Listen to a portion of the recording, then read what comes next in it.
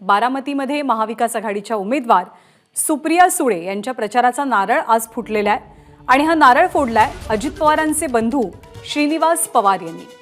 बारामतीतील कन्हेरी इथल्या मारुती मंदिरात शरद पवारांसह संपूर्ण पवार कुटुंबियांच्या उपस्थितीत सुप्रिया सुळे यांच्या प्रचाराचा नारळ फोडला गेला।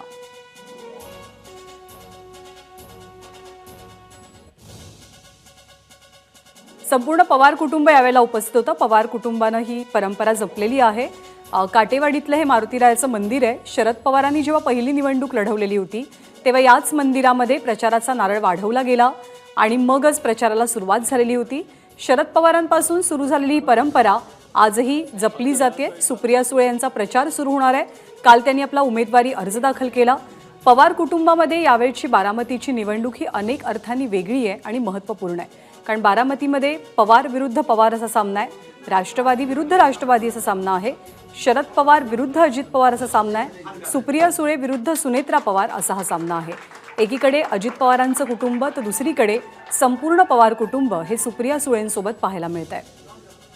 आज सुप्रिया सुळे यांनी आपला प्रचार सुरू केलेला आहे तर दुसरीकडे याच मंदिरात प्रचाराचा नारळ वाढवत उद्या सुनेत्रा पवारही आपल्या प्रचाराला सुरुवात करतील। एबीपी माझा, उघडा डोळे बघा नीट।